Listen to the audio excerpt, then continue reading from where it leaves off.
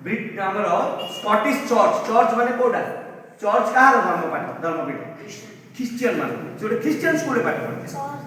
church Christian ବୁଝିଲ ନାହିଁ ଆମର ଯଦି ଏବେ ଡିଏଭି ଡିପୋଲ ଏସଟି ଭିନ୍ସନ୍ ଏ ସବୁ ସ୍କୁଲ ଯାହା ନା ଯେ ବଡ଼ ଟାଉନ ଯାହାର ଅଛି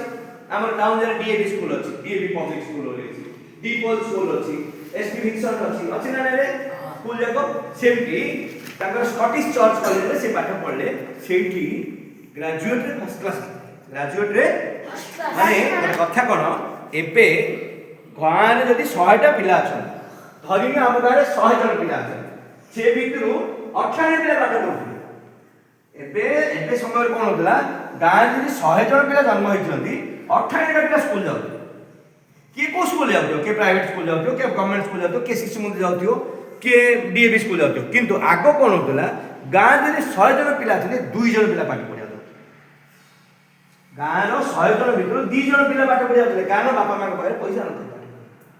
ଏବେ ସରକାର ତମମାନଙ୍କୁ ସମସ୍ତ ଖର୍ଚ୍ଚ ବନ୍ଦ କରୁଛି ଏବେ ପିଲାମାନଙ୍କର ବହି ଖାତା ଲୁଗା ପଟା ଠିଆ ହୋ